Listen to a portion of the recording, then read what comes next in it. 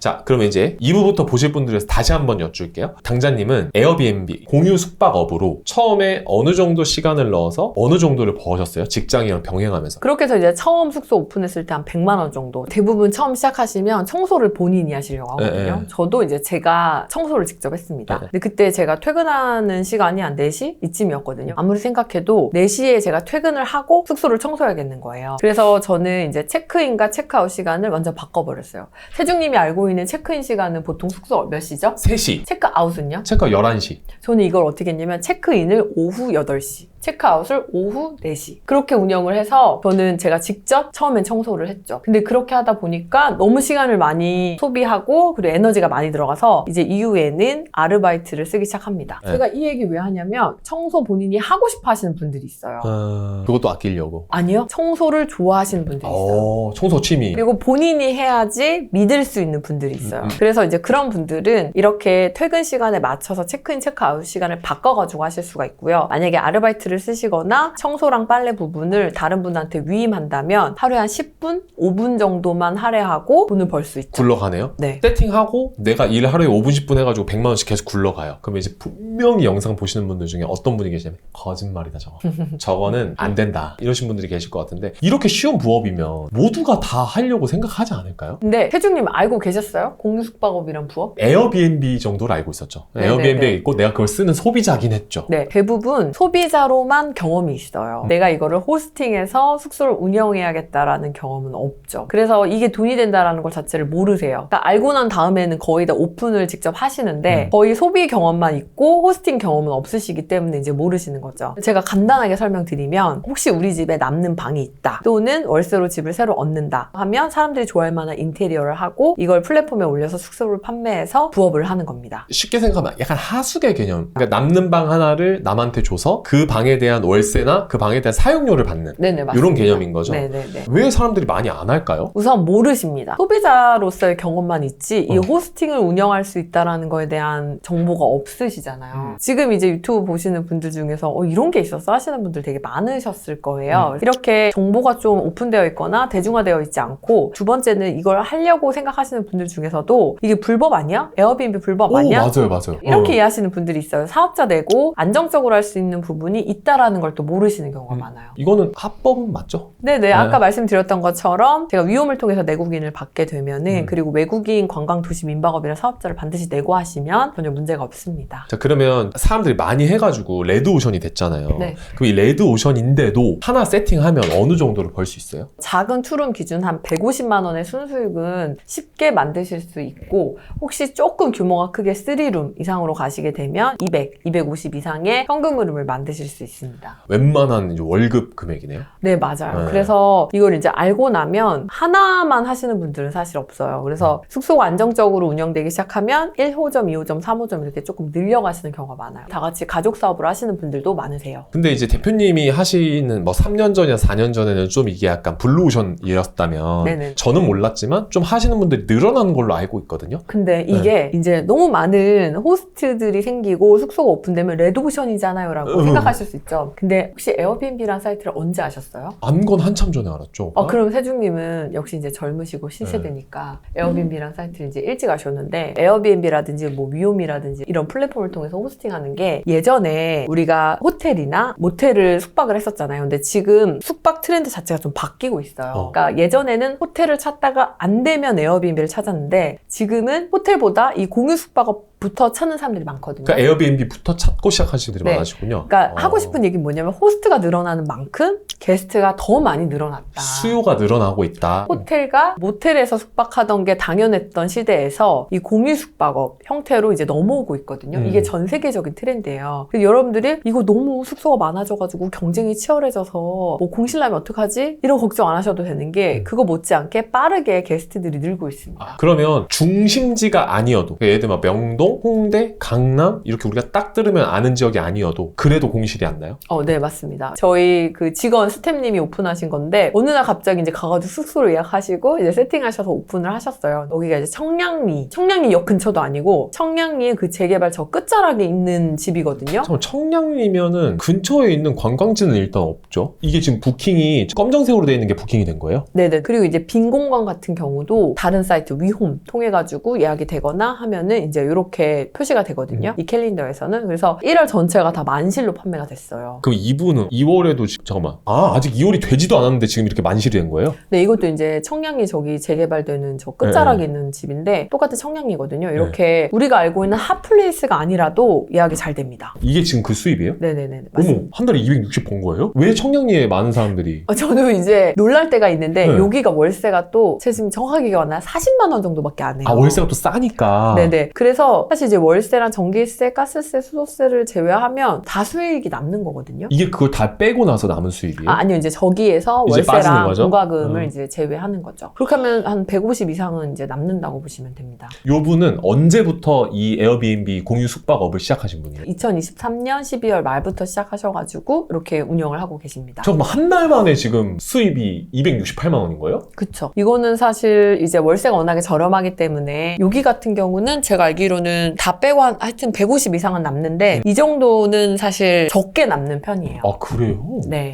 그럼 대표님이 아시는 청량리 제외하고 여기는 아마 사람들이 잘 모르는데 엄청 공실 안 나요. 이런 데는 어디 있어요? 아까 전에도 말씀드렸지만 저도 이제 놀라웠던 게 노원구 쪽에 그리고 삼전동 아세요? 삼전동? 모르죠. 삼전동 어디예요? 네, 삼전동 이제 송파 주거지 쪽으로 네. 들어가면 삼전동이 있는데 거기도 이제 생각보다 외국인들이 되게 많고 거기도 공실이 안 나요? 안 납니다. 안 나고 되게 숙박이 만실로 잘 가고 있고 그리고 이제 저도 좀 놀랬던 지역 중에 한 군데가 지금 이제 생각나는 곳은 지방으로 하면은 대구, 대전도 연구단지 앞쪽이랑 대학병원이 아마 있을 거예요. 네. 그 앞에가 상당히 이제 외국인들로 수요가 잘 찬다고 이게 실제 대구에서 운영하시는 분의 숙소이고 여기가 아마 비즈니스 수요가 좀 있는 것 같아요. 그래서 이제 외국 바이오들이나 뭐 이런 분들이 여러 명이 왔을 때 그러면 이제 이분들도 시작한 지가 그렇게 오래되신 분들이 아니신 거죠? 네, 맞아요. 다 23년 말쯤에 시작하셔가지고 수익을 만들고 계신 분들이세요. 자, 좋습니다. 이렇게 수익이 잘 나요. 공실도 안 나요. 근데 아마 직장인분들, 저 포함해서 직장인분들 제일 걱정하시는 게 저 해도 돼요거든요, 사실. 네네네. 겸직금지. 그리고 만약에 예를 들면 이걸 해가지고 사업자를 내야 되면 혹시 회사에서 이걸 알지 않을까 이런 걱정을 많이 하시는데 직장인이 해도 되나요? 우선 저희 직원분들 다 하고 계신다고 했잖아요. 저희 회사 같이 겸업금지로부터 이제 프리한 회사가 있고 공무원, 뭐 교직원, 일반 회사인데 금지하는 또 회사들이 있잖아요. 이런 회사 같은 경우는 먼저 회사를 확인하실 필요가 있으세요. 그래서 이제 사업자를 내는 행위 자체가 안 된다 하면은 우리가 세상을 혼자 살지 않지 않습니까? 그래서 이제 가족과 함께 공동으로 진행을 하셔서 가족 명의로 이제 사업자를 운영을 하고 그리고 이제 가족분이랑 같이 운영을 하시면 사실 운영 측면에서도 되게 더 효율적이에요. 왜냐면 내가 직장에 있는 동안에 이제 메시지 못 보거나 문제가 발생하면 못 할 수가 있는데 이제 뭐 엄마나 아빠랑 같이 하면 엄마랑 아빠가 해결해 주실 수도 있고. 그럼 이제 한 가지 더. 직장에서 이제 가족들과 같이 했어요. 근데 예를 들면 지금 서울이랑 부산만 위험이 된다고 하셨잖아요. 난 대전에 있어. 대구에 있어. 근데 하고 싶어. 그러면 네. 이제 나 갑자기 서울이랑 부산에다가 에어비앤비를 낼 수는 없으니까 대전, 대구 사시는 분들은 어떻게 해요? 낼 수 있죠. 우선은 대전이랑 대구에 사신다고 하더라도 외국인 수요가 조금 더 많은 지역을 찾으셔가지고 외국인을 타겟으로 하실 수가 있고요. 그때는 조금 더 공격적으로 부킹이라든지 에어비앤비라든지 아고다에다 이제 올리실 필요가 있고요. 외국인들이 많이 이용하는 플랫폼에다 숙소를 판매하면 예약이 가능합니다. 근데 이제 지금 이제 세중님 생각에서는 서울이랑 부산만 되면 대전이랑 대구 사는데 어떻게 서울이랑 부산에다가 내국인까지 받는 숙소를 운영하냐라고 하시지만 뭐 청소도 해야 되고 관리도 해야 될 거고. 네, 저는 지금 서울에 있는데 강릉에다가도 운영을 하고 있거든요. 이게 사실 생각을 해보면 나는 회사에 있는데 내 숙소는 서울 어딘가 다른 곳에 있잖아요. 네. 이 개념을 그대로 옮겨가지고 나는 대전에 있는데 숙소가 서울에 있다. 나는 대구에 있는데 숙소가 부산에 있다. 이렇게 원격으로도 가능합니다. 아, 결국에 이제 거리가 얼마 떨어져 있냐가 중요한 게 아니라 붙어있지 않아도 굴러가는 사업체니까 네네네, 이게 맞아요. 얼마나 멀리 있어도 그건 상관이 없다 이런 상관이 개념이군요. 없죠. 네, 청소와 빨래가 어느 정도 알바분께서 이걸 잘 협조가 가능하고 그리고 안정적으로 알바분이 청소와 세탁을 해주시면 어디에서든 할 수가 있습니다. 네, 대표님 이제 하다 보면 진상 손님이면 어떡해요? 술 마시고 다 때려 부쉈어. 집에 있는 인테리어 야구방맹이로 다 깼어. 그리고 다음날 가보니까 집이 난장판이야. 네. 그럼 어떡해요? 우선 이 게스트로 오시는 분들이 괴물이 아니에요. 우리같이 이렇게 평범하게 공간이 필요하고 여행을 오신 너무 분들이 과했네. 이게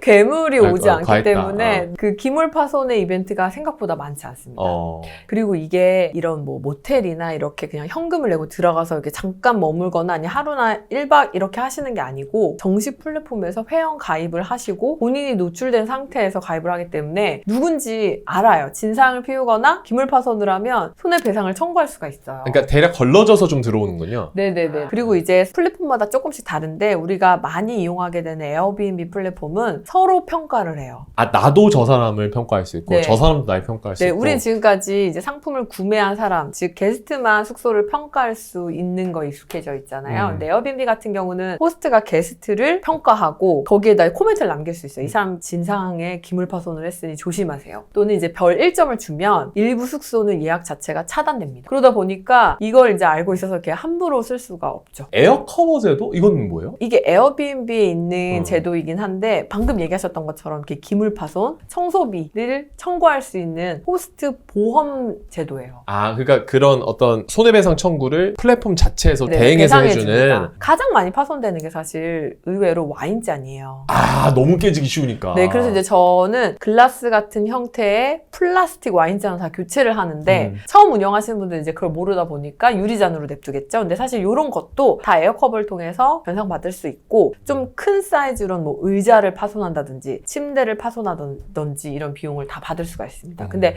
이게 절차가 엄청 까다롭지 않고 증거 사진, 그러니까 파손된 사진과 그리고 물품을 새로 산 영수증만 청구하면 일주일 내에 돈이 입금됩니다. 솔직히 안 될 이유를 찾으면은 너무 안 되는 이유는 뭐 사실 한도 없거든요. 끝도 없죠. 근데 된다의 가능성을 놓고 보시면 하실 수 있습니다. 대표님 지금 수익이 어느 정도인지 여쭤봐도 될까요? 직장 다닐 때에는 이제 제가 공개 숙박업을 통해서 벌었던 돈이 월 한 1,000만 원. 근데 이제 사실 이제 순수익으로는 아니고 이제 순수익까지 가면은 한 700에서 800만 원. 7, 800 정도. 네, 그 정도 이제 벌다가 제가 이제 생각을 한 거예요.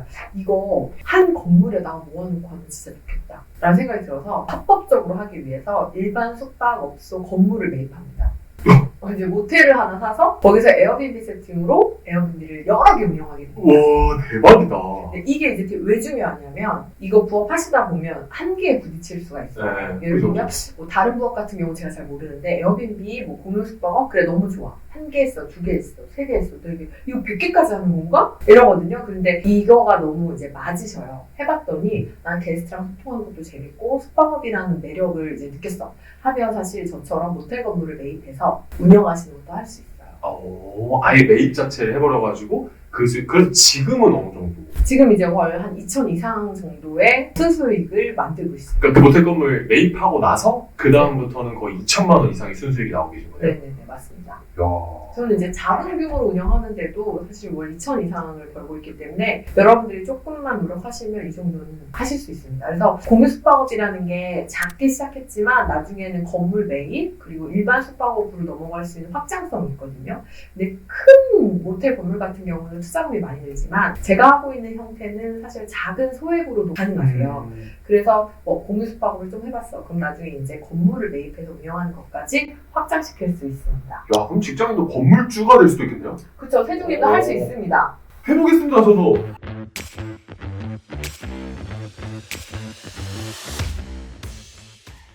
대표님 같은 경우에는 이제 직장인 시절부터 강의도 하시고 숙박업도 하시고 여러 가지 사업들 많이 하시는데 그 직장인 시절부터 간호사 하시던 순간부터 지금까지 해서 아 내가 공유 숙박업을 해가지고 이 일을 시작하기 잘했다라고 생각하신 순간이 언제세요?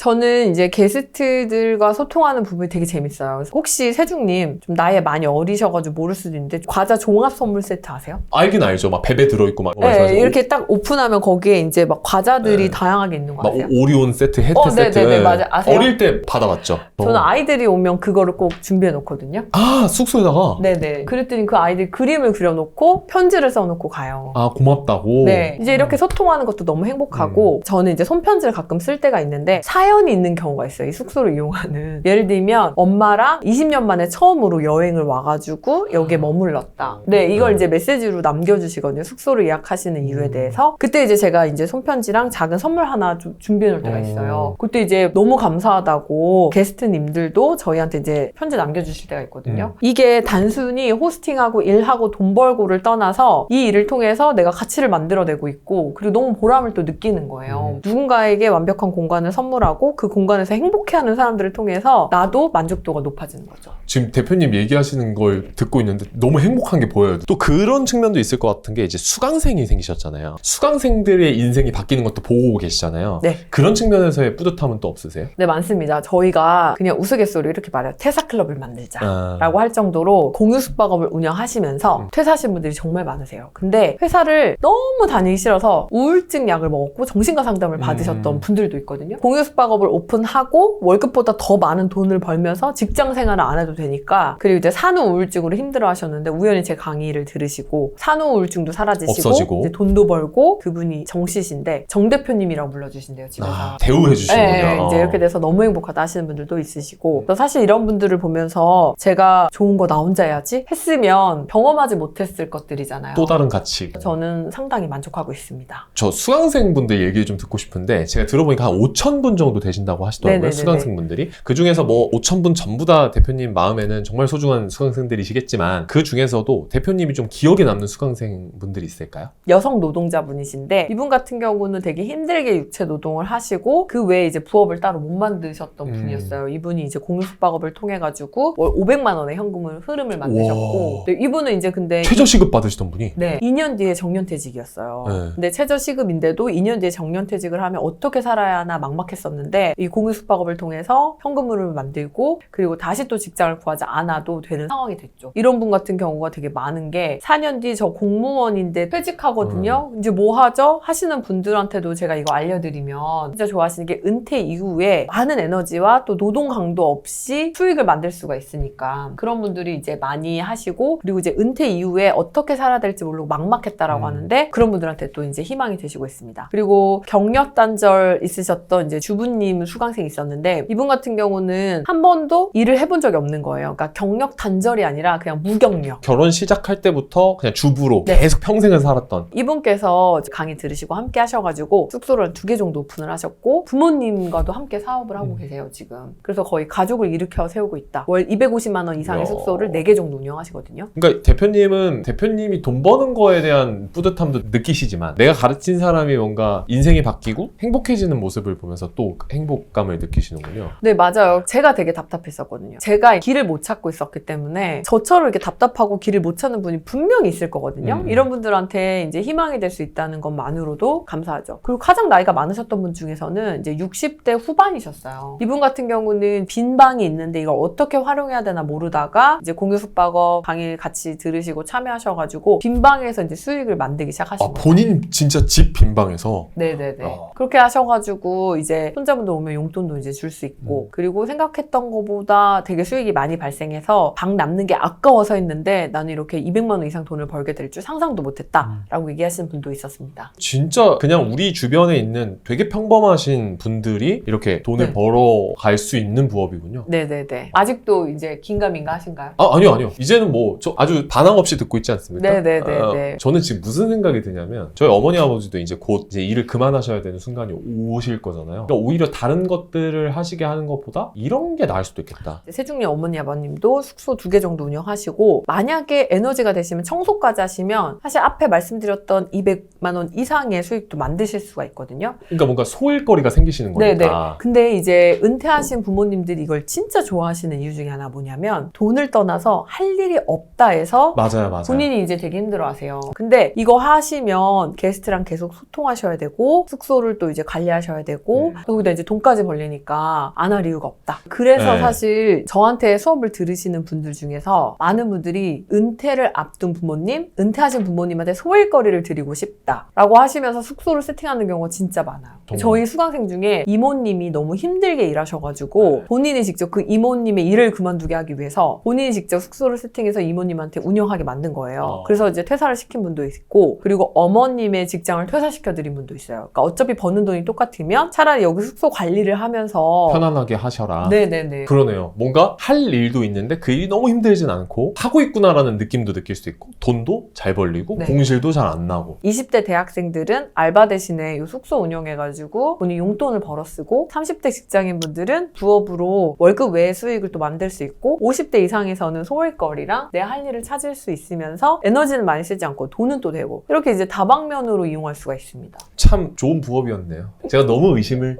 많이 했네요. 마지막 질문입니다, 대표님. 이번에 이제 월부에서 강의를 하시잖아요. 네네. 강의를 계속 하시는데 이번에 강의가 어떤 분들에게 좀 도움이 많이 될까요? 대표님이 이 강의를 월부에서 하시는 이유. 이거 유튜브 보시는 분들 중에서 오늘 아마 처음 공유 숙박업 아셨던 분들도 있을 거예요. 그럼요. 분명히 있으실 거예요. 네, 이제 월부같이 큰 대형 유튜브에서 제가 나와가지고 설명을 드리면 아마 더 많은 분들이 이 부업을 알게 되시고, 또 같이 하셔가지고 좀 더 경제적 자유, 여유를 갖지 않을까라는 생각에서 월부와 함께 이 강의를 진행하게 되었습니다. 저도 사실 처음에 시작했을 때는 강의를 여러 번 들었는데도 이거 맞는 건가 의심만 하고, 혜중이처럼 하다가 큰일 나는 거 공실, 아닌가? 네, 공실하면 어떡하지? 이거 월세도 못 내면 어떡하지? 이렇게 정말 걱정하다가 한번 해보자 한 생각으로 시작한 게 이렇게 일반 숙박업, 모텔 주인까지 왔습니다. 그래서 여러분들이 용기를 내셔서 이제 부업으로 작게 시작하시게 되면 앞으로 어떤 미래와 어떤 확장성이 있을지는 사실 아무도 모르거든요.